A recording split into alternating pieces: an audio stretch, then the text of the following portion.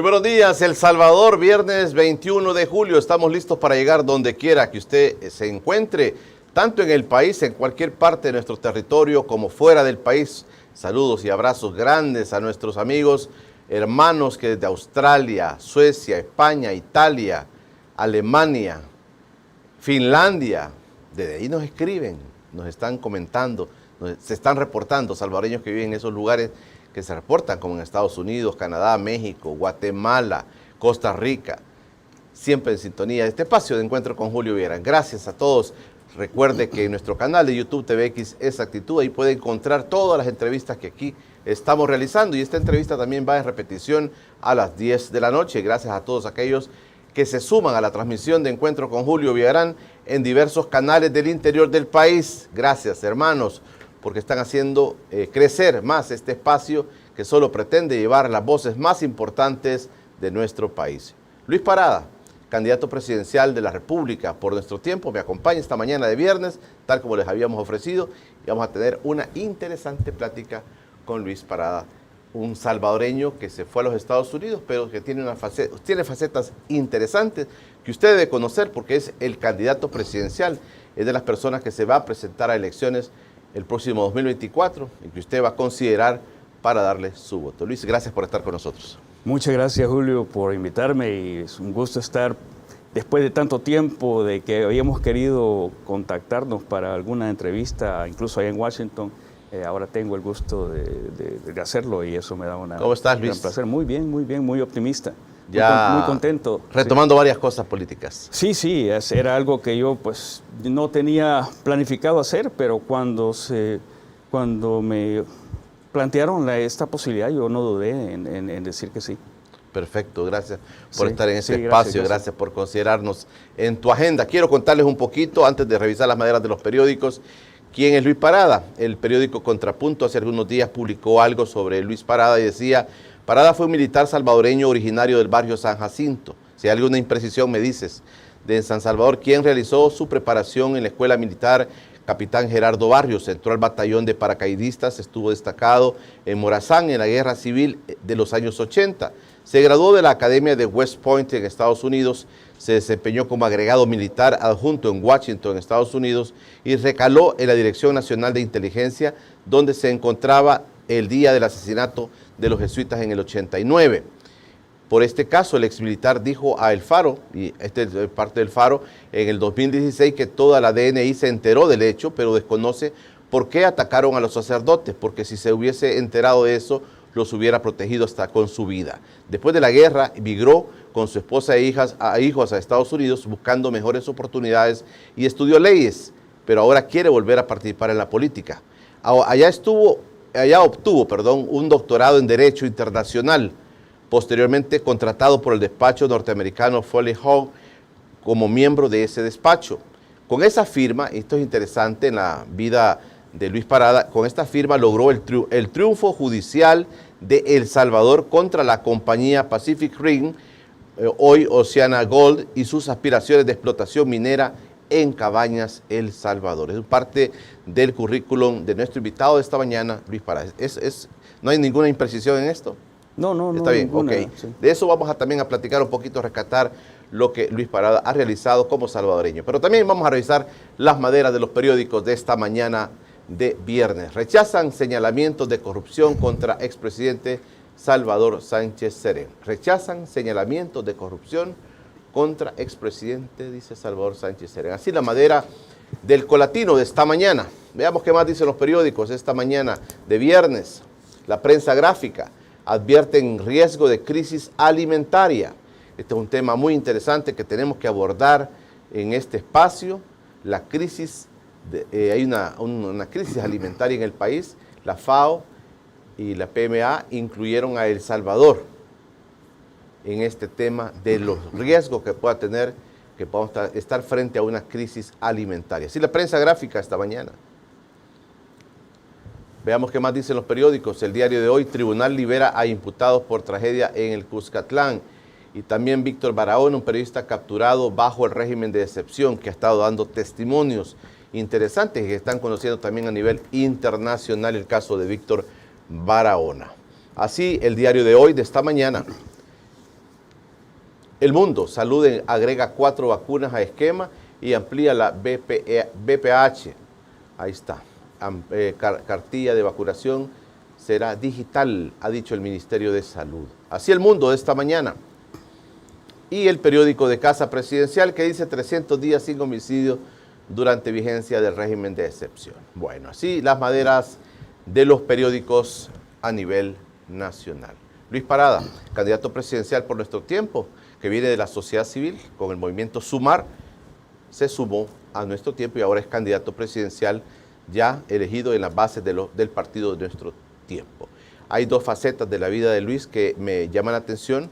Por una parte, un militar, y por otra parte, también obtuvo su licenciatura o doctorado en Derecho, y fue uno de los protagonistas en el tema de cabañas con la Pacific Rim. 2 facetas un poco diferentes, pero siempre muy protagonista de la historia de este país, Luis. Sí, desde el principio de mi vida, mi ambición, mi deseo ha sido siempre ayudar a El Salvador, a la gente de El Salvador y especialmente a la gente más necesitada, más pobre. Eso lo expresé incluso antes de serme militar, que yo me metí a ser militar precisamente para tratar de contribuir personalmente en resolver los problemas de los salvadoreños. Y mira, ahora, tantos años después, todavía sigo comprometido con ese mismo propósito. ¿Has dado seguimiento a la vida del país desde donde estés? Sí, claro, porque en realidad nunca me fui del todo, porque desde que inicié mi carrera de abogado allá, he estado representando a El Salvador en 4 diferentes arbitrajes internacionales. El de Pacific Rim fue uno de los 4.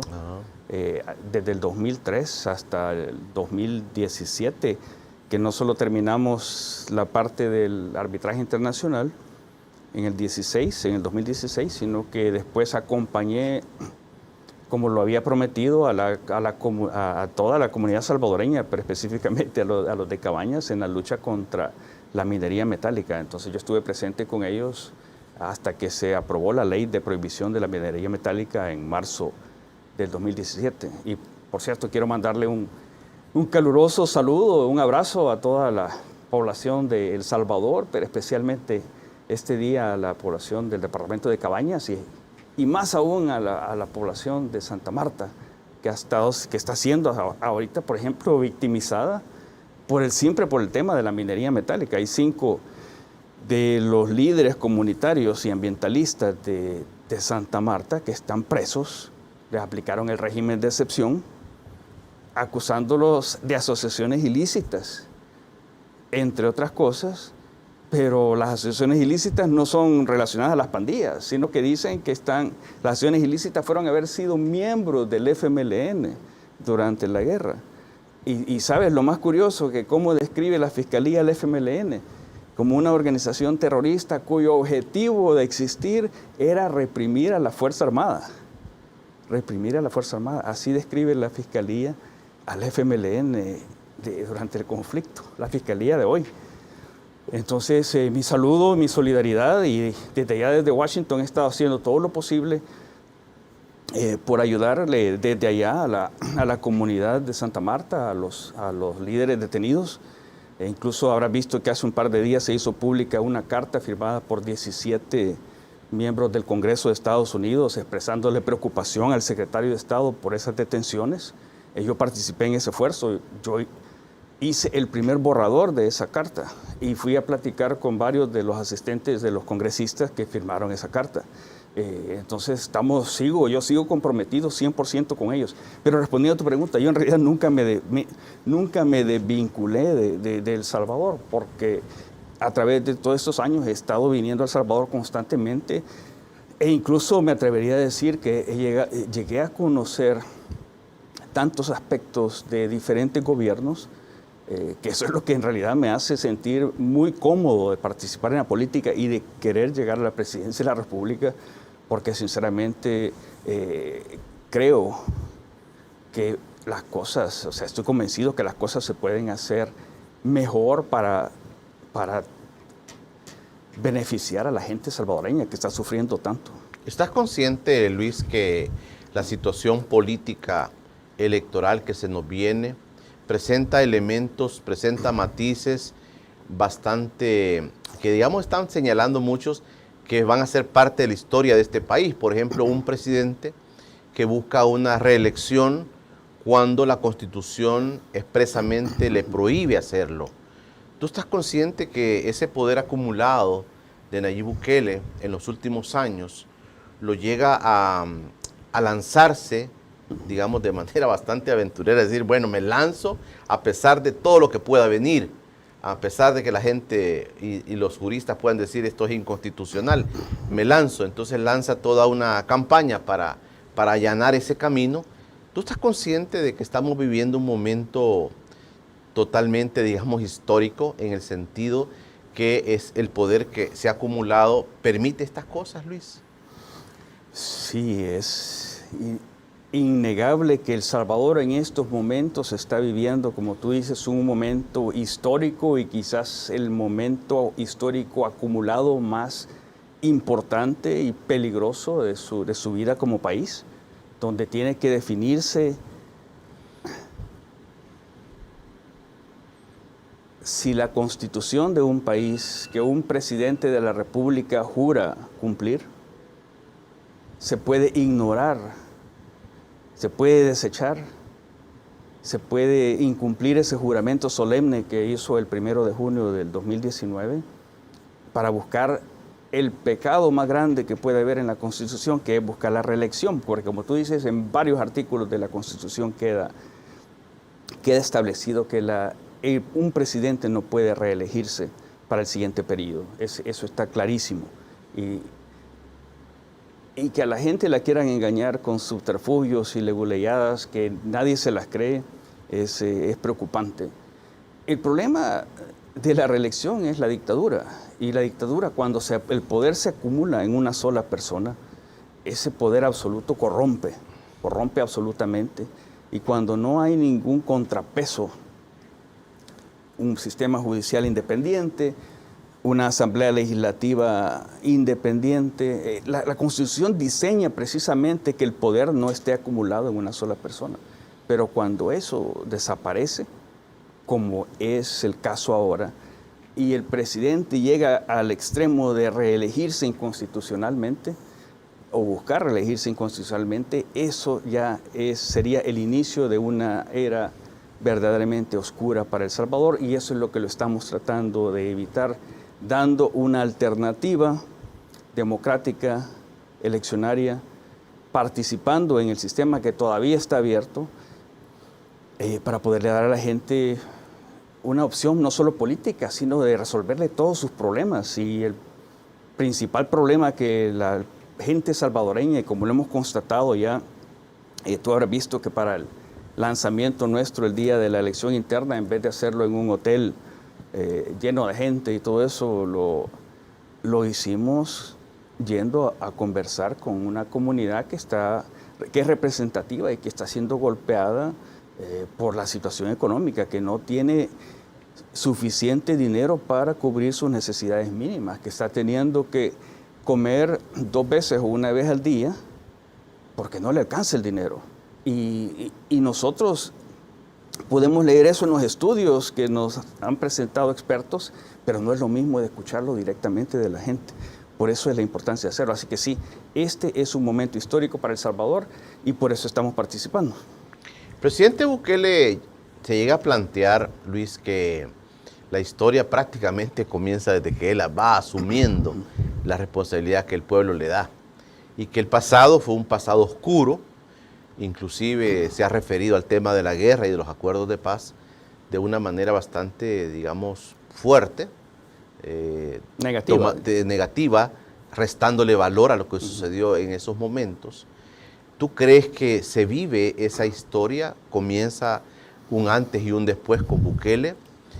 ¿Y tú crees que es innecesario estar retomando lo que la historia del país nos ha dicho desde los años 60, 70, 80, 90? Esa parte de la historia del país hay que olvidarla, no va a servir para construir más país. ¿Tú crees que sí? Lo que va a servir es comenzar a pensar desde Bukele hacia adelante, Luis. Ese sería un grave error, porque Hay un dicho que es muy famoso que dice que los que se olvidan de la historia, los que no aprenden la historia, están condenados a repetir los mismos errores de antes. Y te voy a contar una anécdota personal. Cuando yo estaba en la Fuerza Armada, ya había participado en el conflicto, había visto los horrores de la guerra, tanta gente afectada directa e indirectamente y la población civil especialmente. Y después de haber visto errores que se cometían y que se seguían cometiendo a veces por las personas de más alto nivel que yo estaba, el alto mando de la Fuerza Armada de ese entonces, después de la ofensiva de noviembre de 1989, que fue la ofensiva más grande de todo el conflicto armado y se dio aquí en San Salvador. Yo tenía 29 años, 30 casi, y yo decía, ¿por qué no nací antes para haber tenido ahora la edad de poder hacer algo para no estar en estos problemas?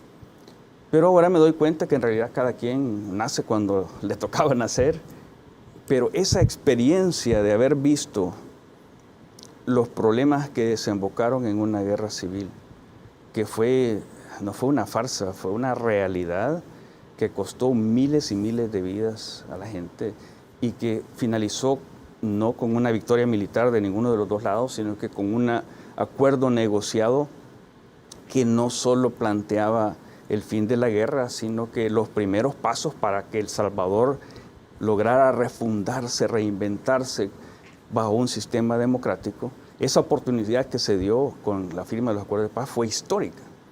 Por lo tanto, no podemos olvidar esa parte importantísima de la historia, porque si la olvidamos, va a suceder lo que está sucediendo ahora y lo que estoy viendo ahora, que se están volviendo a cometer excesos autoritarios, abuso de poder, concentración de poder en pocas manos, que eso inevitablemente va a llevar a un conflicto social.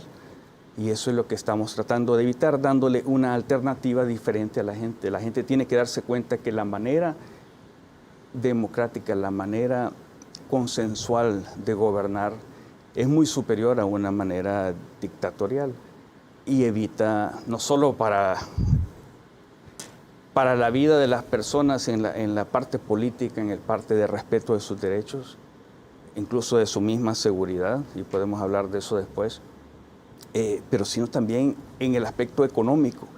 Las economías crecen, los empleos crecen, las oportunidades para que la gente se pueda quedar a vivir aquí en el país crecen bajo un sistema democrático y decrecen bajo un sistema dictatorial.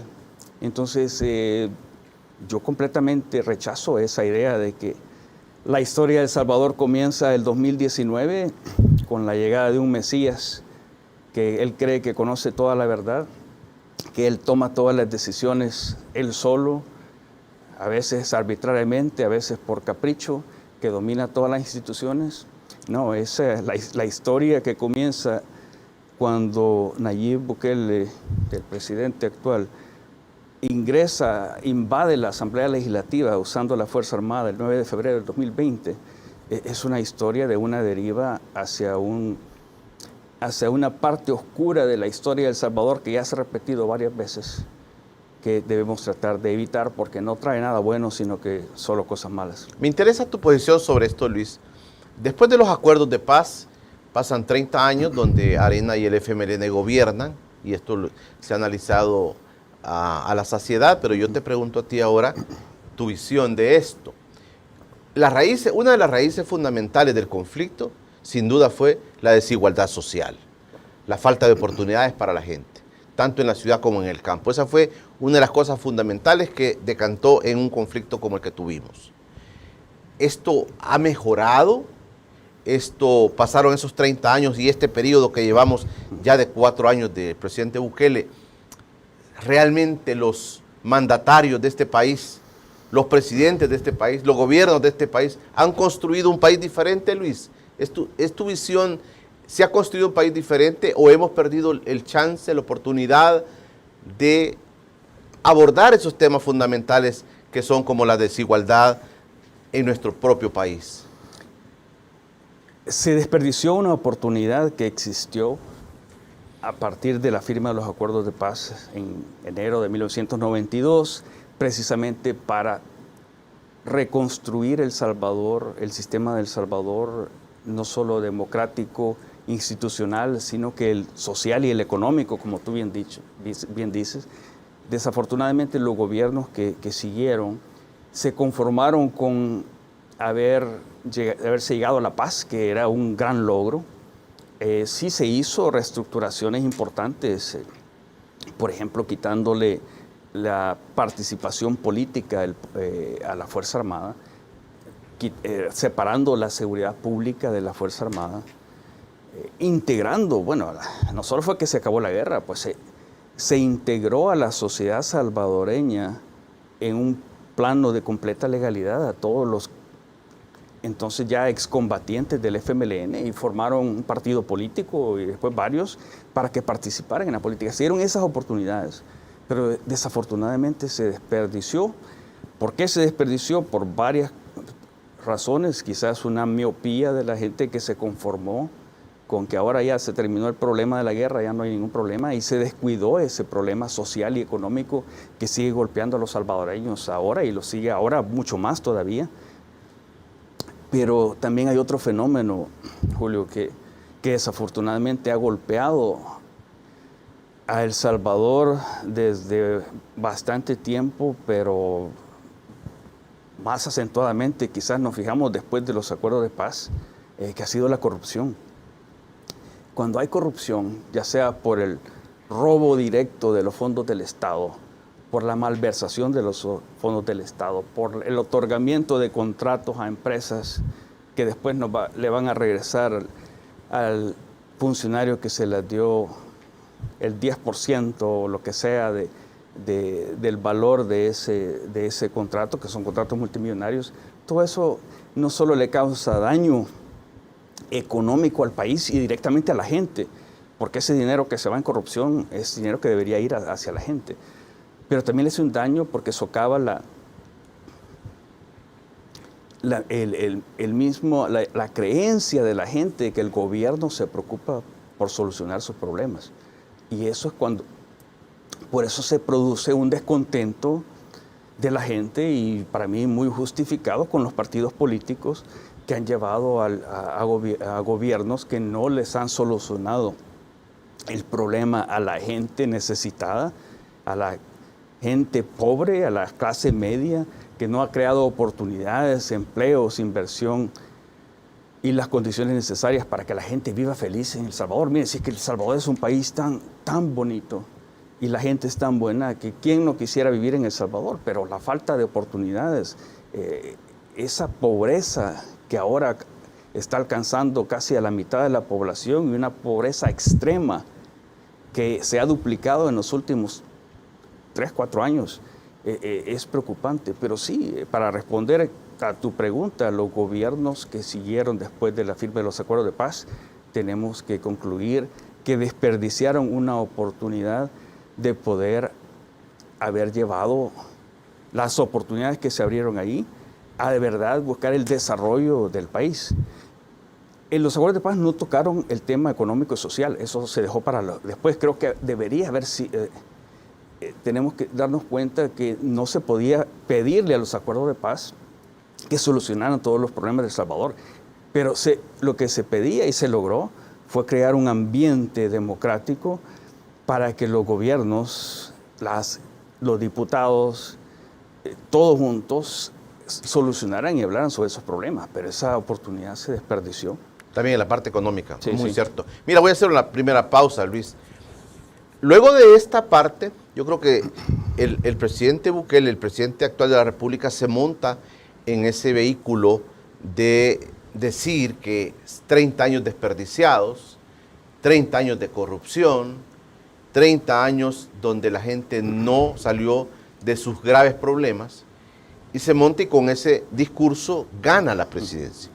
Y no solamente gana la presidencia, sino que luego gana la Asamblea Legislativa. Y de la Asamblea Legislativa coopta, como dicen, la Corte Suprema de Justicia, la Fiscalía General de la República. Entonces hay un gran poder. Nace, por supuesto, desde la democracia que el país tiene, fue elegido de manera democrática y lo demás se ha ido construyendo también, digamos, en el parte de la Asamblea Legislativa de manera democrática. Municipios. Ha aprovechado Bukele la oportunidad que el pueblo le ha dado de ir construyendo un mejor país. Te voy a dejar planteado ese tema para el siguiente bloque, Luis. ¿Ha aprovechado Nayib Bukele ese espacio, ese poder que la gente le dio para realmente transformar en este país? ¿O se está plegando, se está juntando, se está yendo al grupo de aquellos que han desperdiciado, como tú has dicho, en el periodo de los 30 años, han desperdiciado las oportunidades de hacer un mejor El Salvador? Te dejo planteado eso, Luis, para que me des tu reflexión ya en los tiempos que vivimos. ¿El país está saliendo de sus problemas con la llegada del presidente Bukele o estamos empantanados en esos problemas? Hacemos un primer corte y voy a leer también comentarios que están llegando de todos ustedes. Ya regresamos. Ya regresa Encuentro con Julio Villagrán.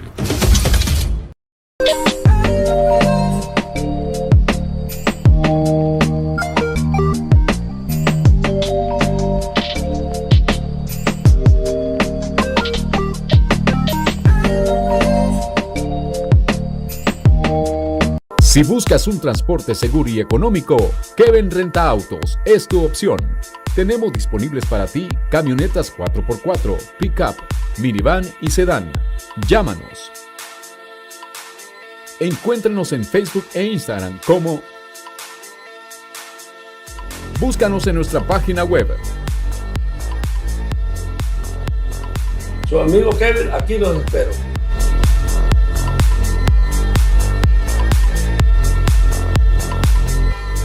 Estás viendo Encuentro con Julio Villagrán. Estamos de regreso al Encuentro con Julio Villagrán, el candidato presidencial por nuestro tiempo. Luis Parada me acompaña esta mañana de viernes 21 de julio. Este espacio por cortesía de Crio Health Spa. ¿Usted tiene problemas como nervio ciático, esguinces, espolón, artritis, inflamaciones postquirúrgicas, parálisis facial, estrés o necesita reducción de cicatrices? Puede consultar con Crio Health Spa, especialistas en el cuidado de la salud, bienestar y belleza. ¿Dónde está ubicado Crio Health Spa? En calle La Mascota y avenida Las Azaleas 915, Centro Comercial Las Azaleas, locales 8 y 9 de San Salvador. ¿Cómo comunicarse con ellos? Bueno, fácil, 7866-3007, 7866-3007. Haga su paquete, el fin de semana puede aprovecharlo. Crio Health Spa abierto el fin de semana para que usted pueda visitarlo. Tome un tratamiento, cuídese, cuidémonos todos, debemos de cuidarnos todos y ahí está una opción interesante para poder hacerlo. Bueno, ahí está, Crio Health Spa, nuestro patrocinador. Luis Parada conmigo y te voy a leer comentarios, Luis, que han llegado de nuestra audiencia. Aquí solamente los insultos los apartamos, pero lo demás viene aquí así como llega. Elba Mejía dice, salud don Julio y Luis, pendiente de su análisis. Si la oposición van desunidos, será crónica de una muerte anunciada. Aparte, Estados Unidos ya eligió candidato. Dictadura a la vista, dicen. Muy buenos días, don Julio, y un gran saludo a don Luis Parada, que a mi forma de ver es la salvación del país ante un dictador. Una pregunta, ¿el ancla que nos detiene para el desarrollo es la corrupción? Es peor que la reciente pandemia. ¿Qué va a hacer usted con esta gran corrupción que existe? Ponga más años de cárcel para los corruptos, dice.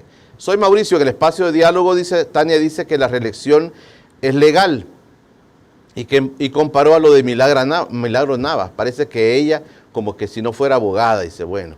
A Segovia dice, ¿tiene usted algún plan económico para parar el crecimiento de la pobreza que lleva casi 2 millones de salvadoreños según datos y el mal manejo de los fondos públicos de esta administración, Bukele?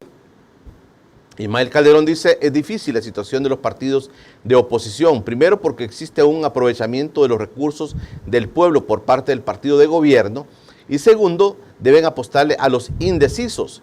Perseo dice, los partidos de oposición no alcanzan para enfrentar las amenazas electoreras de los pandilleros. J. Campos, saludos. Pregunta a su invitado, ¿dejaría que la oligarquía del país siguiera recibiendo los privilegios que históricamente ha recibido por este gobierno y otros del pasado? Gracias. José Vaquerano, licenciado Parada, díganos si va a hacer que se respete la Constitución llevando a la justicia a los que han asesinado en las cárceles. Stan Demand dice, díganos cuál es el plan específico que pretende hacer para resolver los problemas, estimado. David Guandique, don Julio, buen día. Pregúntele qué opina acerca de la invasión atropellante de la Fuerza Armada al Congreso. Carlos Fuentes Torres, saludos don Julio y a su distinguido invitado. Lujo de entrevista para este día. Los 50 en sintonía desde Massachusetts. Gracias, Carlitos. David Álvarez, buenos días paisanos, saludos. Uno más de los 50, dice, presente el programa más veraz del país. Norma Merlos Robles, saludos, excelente programa, bendiciones. José Pineda dice, buenos días Julio y su invitado, el nuevo presidente de El Salvador, capitán Luis Parada. Y también por acá tenemos a nuestro amigo Jorgito Peña, dice, sabiendo que la carta fuerte del gobierno es el tema del régimen de excepción, ¿cuál sería su propuesta en el tema de seguridad? Y segundo, dice, ¿cómo plantearán a la población el apoyo que tienen, como en nuestro tiempo, a temas progresistas, despenalización del aborto, matrimonio igualitario, identidad de género, sabiendo que el país en su mayoría es conservador? Siempre atento, dice Jorgito Peña. Ahí están algunos comentarios, Luis, que te dejo. Si tienes alguna reacción a alguno de ellos. Sí, tal vez hay algunas partes, algunas preguntas que coinciden en algunos con el planteamiento, sí. En algunos temas, y por lo tanto quizás solo me voy a referir a ellos. Con respecto a la reelección, discrepo, la Constitución es clara y yo creo que... ¿Tú no tienes ni una duda sobre esto? No tengo ni duda que la reelección presidencial es inconstitucional y hay varios artículos que individualmente y en conjunto lo dejan claro. La comparación con los alcaldes no es correcta porque la prohibición es para la presidencia. Y bueno, sí, entre los artículos, incluso el artículo 75, donde dice que pierden los derechos ciudadanos el que promulgue la reelección. El artículo 88, que dice que la alternabilidad en el ejercicio de la presidencia de la República es esencial para el sistema democrático. Y que la violación de esa alternabilidad obliga a la insurrección. El artículo 152, cuando dice que no pueden ser ni siquiera candidatos a presidente de la República el que haya ejercido la presidencia por más de 6 meses en el periodo inmediato anterior. O sea que ni siquiera puede ser candidato. No es que la gente, tampoco la Constitución lo permite, pero no es que la gente siquiera va a poder votar porque no se le permitiría ni siquiera ser candidato. Y en fin, hay 5 artículos que directamente prohíben la Constitución y otros 2 que indirectamente lo reafirman. Luis, hay una discusión en el país también sobre la resolución, o algunos dicen una página que escribió la Sala Constitucional referente a este tema. Yo le pregunté al magistrado del Tribunal Supremo Electoral, Noel Orellana Acá, ¿qué venía antes? ¿Esa resolución de la Sala Constitucional actual o la Constitución en el tema de reelección? Y él dijo, yo tengo que remitirme al tema de esa resolución de la Sala, porque es lo que la Sala está diciendo. Y yo le insistí en el tema de qué era primero, la Constitución o esta resolución. ¿Qué opinión te merece esta resolución? O no sé cómo le pueden llamar, porque dicen que no alcanza ni para sentencia ni resolución. Sí, mira, la Sala actual tiene un problema de origen, un problema de ilegitimidad de origen, que la Sala anterior, que es la que debería estar ahí, ellos fueron destituidos de una forma ilegal e inconstitucional. Y estos magistrados que están ahora ocupando esos puestos, yo más bien diría usurpando esos puestos, también fueron seleccionados y juramentados de una forma que es ilegal. Entonces, esa resolución, porque no es una sentencia, es una resolución, carece de cualquier valor jurídico. O sea, entonces, ¿cómo vas a confiar tú también en una resolución de una sala de lo constitucional que de por sí es ilegítima, no tienen derecho de estar ahí, no deben de estar ahí. Y además que no tiene la fuerza de una sentencia que pueda eliminar la sentencia anterior, que está desde de la época cuando el expresidente Tony Saca se quiso reelegir, que la Sala de lo Constitucional de ese entonces se esperó después de la elección, pero aún así sacó una sentencia explicando que la reelección presidencial es inconstitucional. Y esa sentencia todavía sigue en firme porque no puede ser eliminada por una resolución que además era para un caso específico, no era de aplicación general. Entonces que esa resolución de los señores que están usurpando la Sala de lo Constitucional en este momento no es valedera. Así es que esa es la solución, y la solución por el momento está a leer la Constitución. Miren, y si alguien todavía después de leer todos esos artículos tiene alguna duda, lean el artículo 268, que remite a que cualquier duda que haya sobre la interpretación de la Constitución, que no debería haber porque es clarísima, que se remitan al informe de la comisión que redactó el proyecto de la Constitución. Y si lo lees como yo lo he leído, ahí explica claramente eso que te dije, que ni siquiera puede ser candidato a la presidencia alguien que haya ocupado la presidencia de la República, que haya ejercido la presidencia de la República por más de 6 meses en el periodo inmediato anterior. ¿Qué te parece? parece? El inmediato anterior es este. ¿Qué te parece, Luis, esta imagen que vimos del presidente de la República reunido con el embajador de los Estados Unidos en El Salvador, el señor Duncan? Aparecen reunidos y luego de eso suceden hechos que a la gente le llama la atención. Por ejemplo, el aparecimiento de 2 expresidentes del FMLN en la lista Engel, y algunos están diciendo que es como que el embajador le da la bendición a Bukele para buscar la reelección. Son cosas que se están como sacando pues de esa reunión que se vio, que sostuvieron estos 2 personajes. ¿Qué te parece la posición de Estados Unidos? No hablo de este tema, sino en general, ¿qué te parece la posición de Estados Unidos referente a la actuación de Nayib Bukele? Sí, mira, yo conozco muy bien la posición de Estados Unidos, pues yo vivo en Washington y he tenido a través de ese tiempo comunicación con funcionarios del gobierno de Estados Unidos. Además sigo la política de Estados Unidos. Y mira, en el tema político, Estados Unidos no se va a menos que sea un caso extremo, que no lo es todavía en El Salvador.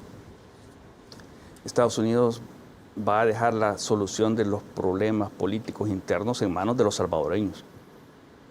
No va a venir a solucionar ni Estados Unidos ni otro país los problemas políticos de El Salvador.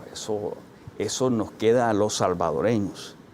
Y por eso es que es tan bueno que haya tanta gente queriendo participar ahora en estas elecciones, que al principio parecía como que nadie iba a atreverse a participar. Muy cierto. Entonces pero no, esa percepción que tienen que el embajador de Estados Unidos, el embajador Duncan, está de alguna forma avalando las acciones de este gobierno o nada, no. La misión de un embajador de un país es mantener las relaciones con el gobierno legal, legítimo que esté. No es venir a cambiar las cosas que están malas. Eso nos queda a los salvadoreños. Por eso pero es obvio que hemos tenido una relación bastante con tiranteza en los últimos años, digamos. Sí, porque ha habido excesos y a esas acciones, por ejemplo, después de incluso el 1 de mayo del 2021, que la Asamblea Legislativa toma la acción en su primer día de labores de destituir inconstitucionalmente a la Sala de lo Constitucional al fiscal general que estaba investigando la corrupción de este gobierno, y poner su propio fiscal y poner sus propios magistrados, también todos usurpadores e ilegales. hubo una reacción del gobierno de Estados Unidos, o sea, de inconformidad, y sancionaron a las personas que han actuado, que tuvieron parte en eso. Y eso es nada más el principio. Pero, como te digo, Estados Unidos no va a venir, especialmente en un momento delicado en la vida política de un país, a desestabilizar un gobierno o a tener choques innecesarios con un gobierno. El papel del embajador es tratar de mantener las relaciones con el gobierno de El Salvador, y si ocurriera algo, vaya, por ejemplo en Guatemala con lo que está ocurriendo, que ya es un intento obvio de los poderes fácticos del gobierno actual, de la fiscalía, de los jueces, de alterar la voluntad del pueblo guatemalteco ceñida, actuando de acuerdo a la Constitución de Guatemala.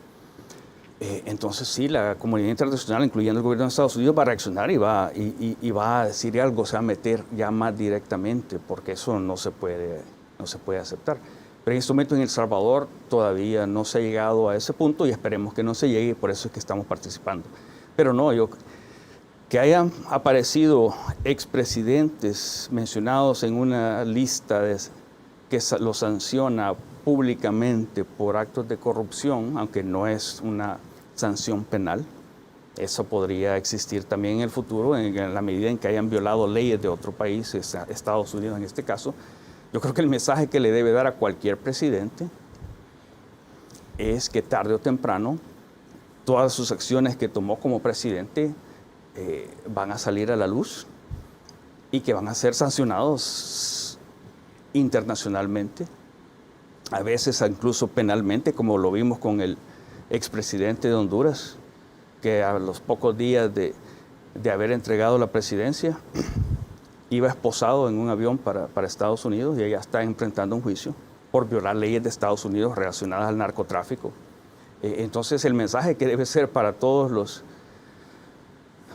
presidentes en funciones, no solo de El Salvador, sino de cualquier país, es que sus acciones eventualmente van a ser descubiertas al público. O sea, descubiertas al público porque ya se saben.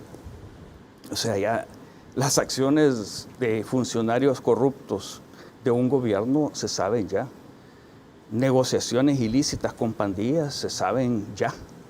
Y se sabe mucho más de lo que la gente sabe. Pero van a salir públicamente alguna vez. Nosotros lo que estamos ofreciendo con Celia Medrano, mi compañera de fórmula, con que por cierto nos llevamos muy bien y tenemos excelente relación y coordinación, es que nosotros vamos a ser diferentes, nosotros vamos a hacer las cosas bien por principio, porque esa es nuestra naturaleza personal. Así hemos vivido toda nuestra vida, con principios de integridad, de honestidad, principios que vamos a permear en todos los funcionarios del gobierno. Primero, que sean funcionarios capaces, porque andar poniendo de ministro o de viceministro, bueno, ministro de Agricultura, a alguien solo porque es michero político o el primo de mi allegado político, poner de viceministro de Agricultura a alguien que no tiene ni siquiera la menor experiencia en esa rama, o siquiera en administrar gente, eso genera incapacidad y corrupción. Y estamos viendo ahora, imagínate, qué desgracia que tengan que estar destruyendo 30,000 quintales de frijol, estando el frijol tan caro como está ahora. Creo que nos dijo una señora el sábado que estaba a 1.35 el frijol de seda, la libra. Entonces es un pecado, Pero sí, la verdad es que el problema de la falta de principios en los gobernantes, y por eso el problema que cuando te dicen voy a atacar la corrupción y voy a instalar unas CICIES, debe verse bien que esas CICIES investigue el mismo gobierno actual. Porque ¿de qué sirve estar investigando a gobiernos anteriores si se están cometiendo los mismos actos de corrupción en este gobierno. Entonces, ¿Tú ves signos de corrupción en este gobierno? Oh, claro que sí. La principal señal de alarma de que hay corrupción es cuando no hay transparencia. Si tú no estás actuando de una forma corrupta, no vas a tener ningún temor de cumplir con las leyes que ya existían sobre transparencia, de transparentar el gasto público, de transparentar las contrataciones públicas. Pero este gobierno lo está ocultando. Además, ya ha salido bastante información en los medios periodísticos de acá, e incluso sanciones de parte del gobierno de Estados Unidos a funcionarios de este gobierno que han estado involucrados en actos de corrupción. Funcionarios que todavía continúan en sus puestos. Entonces, ahí uno no ve ningún compromiso. Además, se instaló una comisión contra la corrupción en El Salvador con la OEA. La fiscalía anterior y esa CICIES estaban investigando casos de corrupción del gobierno actual. ¿Y cuál fue la respuesta? Expulsar a la CICIES de El Salvador y hacer el cambio de fiscal general. Y no solo de fiscal general, el nuevo que ha llegado llegó a desmantelar la oficina que estaba investigando la corrupción del gobierno actual. Así es que signos grandísimos de que existe corrupción en el gobierno actual existen. Y alguna vez va a salir a la luz toda esa evidencia y alguna vez las personas que están involucradas en estos actos de corrupción del gobierno actual van a ser sancionadas internacionalmente y nacionalmente aquí adentro del país. Luis, voy a hacer la última pausa. Mira, la gente ha hecho el análisis en este espacio sobre los logros y sobre las cosas que no ha hecho el presidente Bukele. Y casi todos coinciden en lo mismo, que el principal logro, el más visible y el que es destacable es el tema de la seguridad, el tema de lograr rescatar, digamos, aquellas comunidades afectadas por el tema pandilleril. Y dice, mire, ahí se han capturado más de 70,000 personas, con todos los análisis que se puedan hacer luego de los daños colaterales a esto, dicen ese es el principal logro. Pero de ahí para allá, la gente hace una cuenta que no existen logros de este gobierno, que no hay obras, sino que se han dedicado a hacer maquetas, dicen, maquetas de esto, maquetas del otro, promesas que no se le han cumplido a las personas. ¿Qué es tu balance de esto? Porque de eso habría que partir, digamos, en una virtual presidencia tuya, habría que partir sobre las cosas que se han construido y sobre las cosas que se han hecho bien, pero hay una deuda que el país tiene que quisiera solventar. La gente sigue migrando del país, sigue queriéndose ir para los Estados Unidos. La gente tiene problemas. Los datos estadísticos hablan de un aumento en el tema de la pobreza en el país. La falta de oportunidades para empleo sigue siendo un tema de los últimos 35 años. ¿Qué es esto?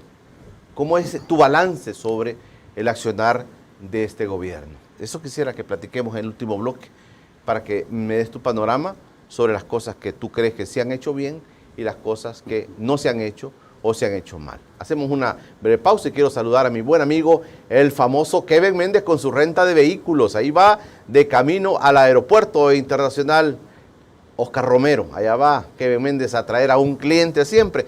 Usted puede llamarle a ese teléfono. Usted quiere una camioneta 4x4, un pickup, una minivan, un sedán. Háblele con confianza al famoso.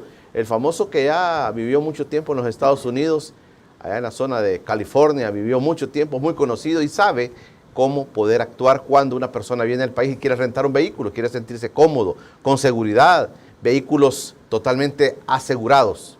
Háblele con confianza y dígale, famoso, quiero un vehículo, soy del club de los 50. Ya te voy a contar la historia de los 50, Luis. De los 50 y quiero un vehículo. Y de seguro le va a echar la mano. Hacemos la última pausa y ya regresamos con Luis Parada, candidato presidencial de nuestro tiempo, que me acompaña esta mañana de viernes. Ya regresa Encuentro con Julio Villagrán.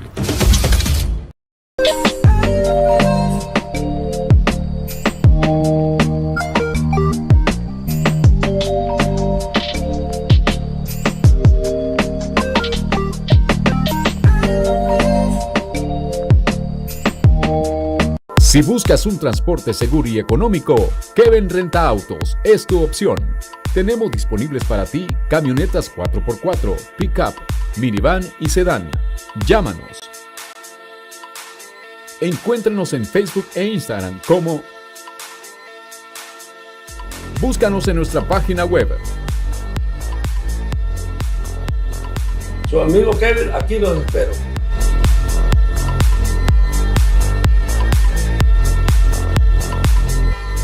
Estás viendo Encuentro con Julio Villagrán.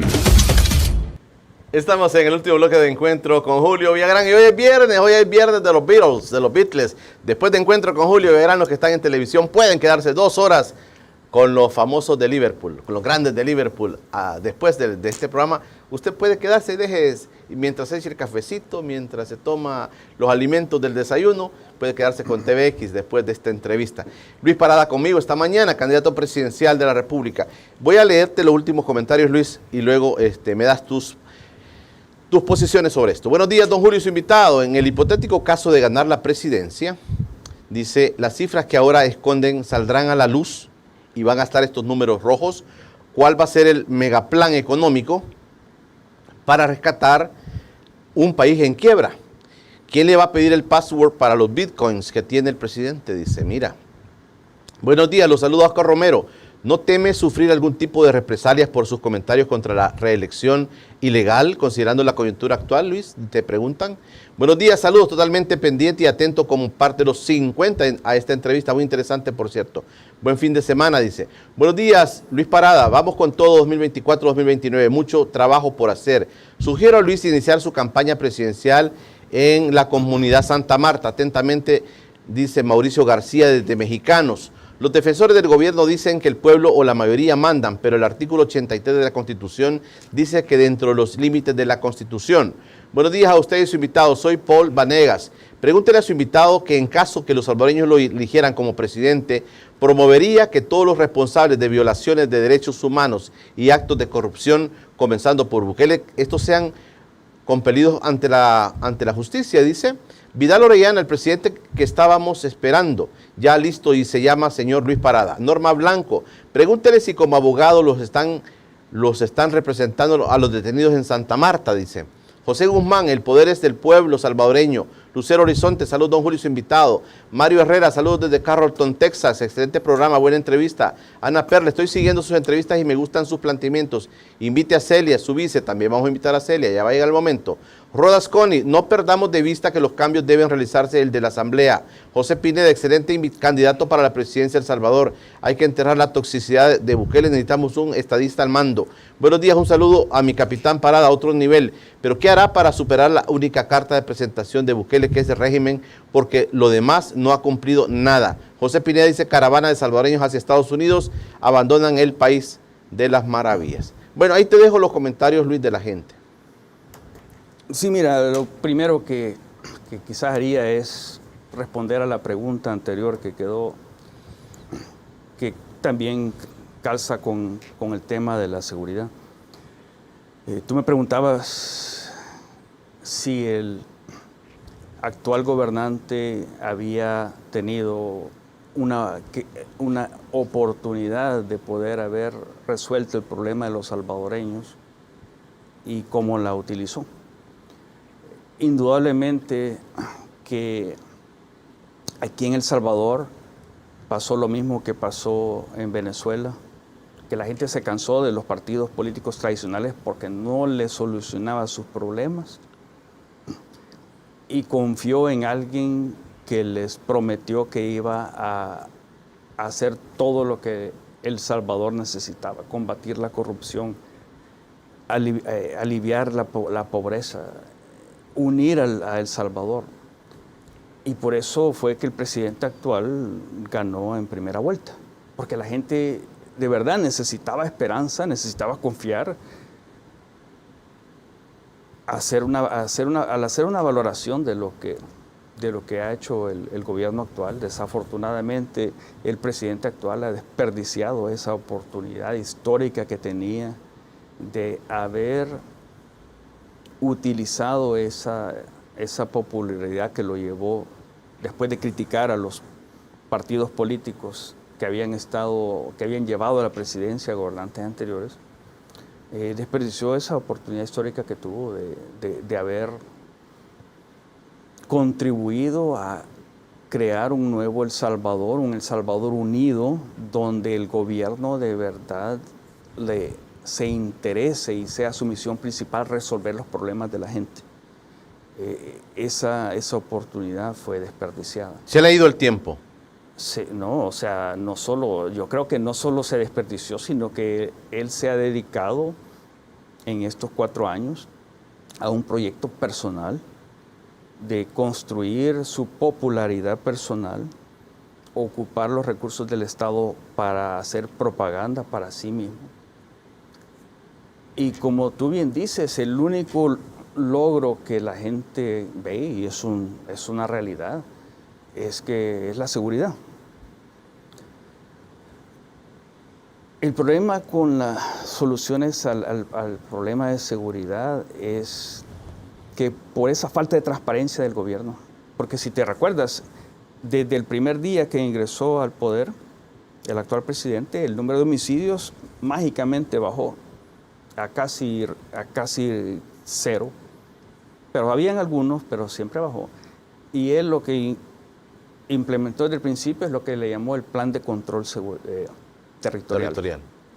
Entonces el problema aparentemente ya estaba casi resuelto, pues.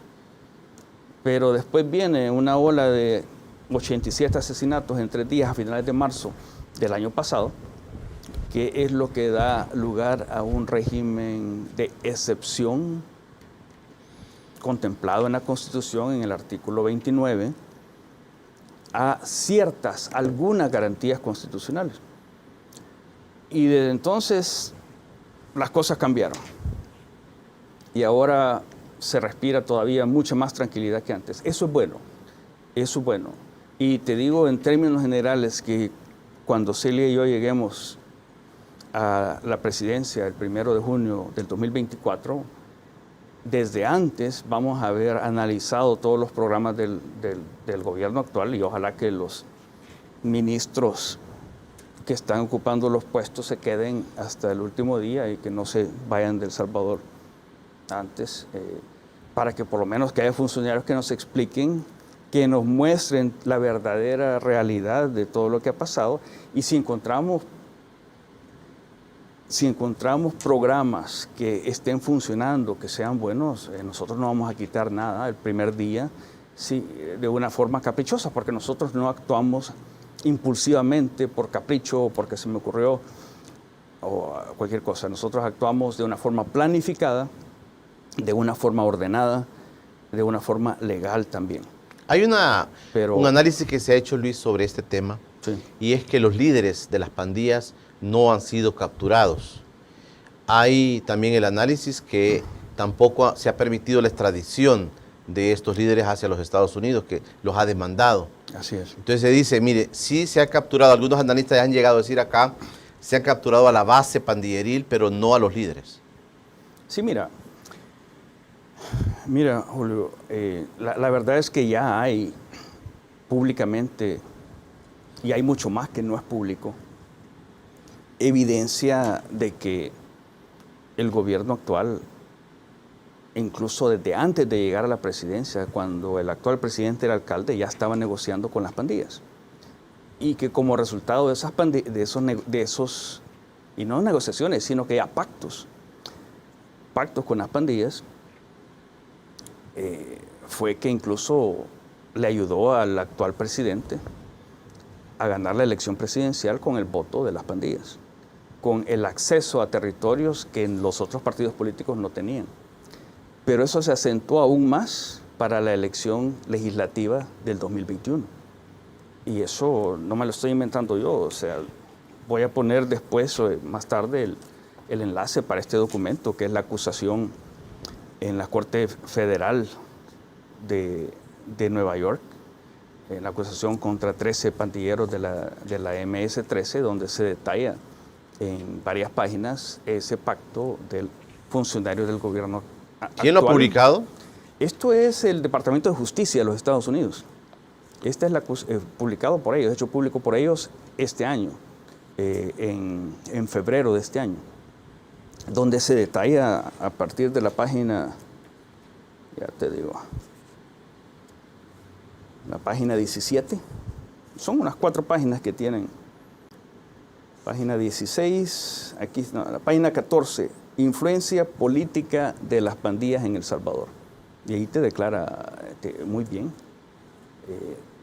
Entonces, esa falta de transparencia es lo que nos hace dudar cuál es el verdadero origen de la seguridad que está viviendo actualmente el gobierno. La seguridad que está viviendo el pueblo salvadoreño. Y yo lo he experimentado personalmente. Ahora se anda mucho más tranquilo que lo que se andaba antes. Mira, la inseguridad siempre había existido en El Salvador. Yo de los recuerdos que tengo de mis tiempos de estudiante fue cuando mi mamá había sacado a crédito un carrito y nos llevaba al colegio en la mañana. De repente siento algo aquí, era una pistola que me la pusieron en la espalda. Veo a mi mamá, tenía una pistola hacia la cabeza y nos quitaron el carro y no lo volvimos a ver. Y mi mamá lo siguió pagando otros 2 años y nos quedamos en bus porque no tenía para más. Y otra vez que venía caminando de mis clases de inglés en el centro de San Salvador y por atrás alguien me pone una cuchilla aquí en el cuello. Y hace 6 años que yo estuve queriendo participar en política y fui a visitar algunas comunidades como la Totunichapa. La presencia de los pandilleros ahí era un domingo en la noche, íbamos a repartir pupusas con un grupo religioso que se dedicaba un domingo al mes a ir a repartir comida a la gente más necesitada. Yo los acompañé. Pero sí se siente esa gran diferencia, pero en realidad no sabemos cuál es el origen. Lo que te puedo decir es una cosa, si el régimen de excepción fue justificado para hacer las capturas masivas que se hicieron, y mira, yo creo que es súper bueno que los mareros que estaban causando el problema que se dio en marzo del año pasado, y todos en general que hayan sido metidos a la cárcel. Yo le quiero asegurarte al pueblo salvadoreño que cuando lleguemos nosotros no vamos a sacar a ningún marero de la cárcel. Pero sí pudieses aplicar justicia. Es aplicar justicia, mira. Diga, porque te digo esto porque están diciendo las organizaciones de derechos humanos en el país que hay una buena cantidad de gente que no tiene procesos. O sea, que no tiene un proceso en el cual se declare culpable o inocente y que por lo tanto esa gente debería salir. Pero, ¿qué se podría hacer con este tema? Mira, no solo eso. O sea, obviamente en el afán de llevar los números y todo eso, si tú te recuerdas, hay evidencia de que los policías les habían dado cuotas. Este día me tienen que traer 20 capturados y si son mareros bien y si no, era problema del policía de dónde los conseguía. Un montón de gente inocente ni siquiera debió haber sido capturada.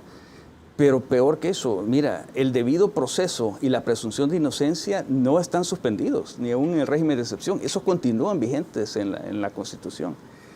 Pero no se las están dando, y yo lo sé personalmente porque yo conozco un amigo mío, está capturado bajo el régimen de excepción, que es Antonio Pacheco de Santa Marta, que no tiene nada que ver con pandillas y todo eso, pero a ellos, y conozco a varios de los otros capturados, a ellos ni siquiera ellos tienen abogado pagado por la comunidad de Santa Marta. Ellos ni siquiera han tenido acceso a su abogado desde principios de marzo. No le dan permiso a su abogado, que el que los tiene que defender, de hablar con ellos. Han estado incomunicados de sus familiares. Esas son las injusticias. Claro, nosotros no vamos a sacar a personas que sean culpables o con evidencia de que son pandilleros. Mucho menos vamos a sacar de la cárcel a líderes pandilleros como parte de un pacto, como lo hicieron con el CRUC, que lo llevó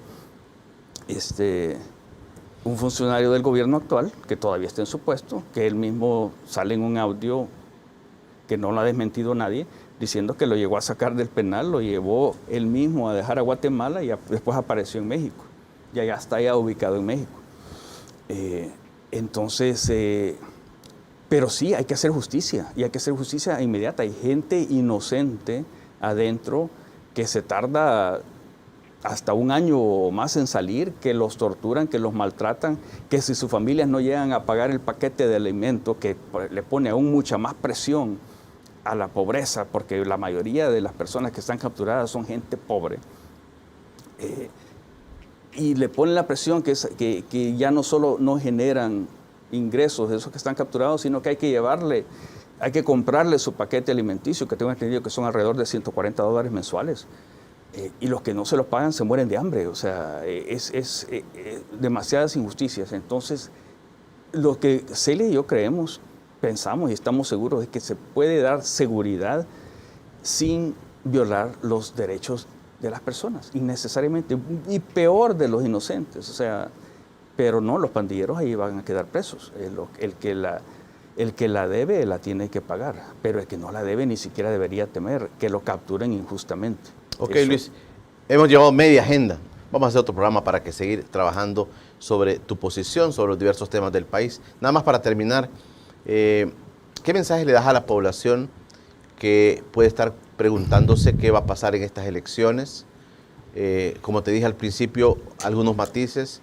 El presidente Bukele podría buscar la reelección cuando la Constitución no se lo permite, pero también partidos que podrían estar, dijeron los comentarios, disgregados, la oposición. ¿Qué mensaje puedes darle a la gente sobre este tema para que se vaya perfilando ya las próximas elecciones, Luis? Y terminamos. Sí, Julio, gracias. Primero quiero decirte que a mí me parece que es excelente que haya que diferentes partidos políticos lleven diferentes propuestas, porque ese precisamente es el ejercicio de la democracia, porque cada partido puede hablarle a diferentes segmentos de la población, y siempre y cuando todos estemos claros, los partidos democráticos que existan,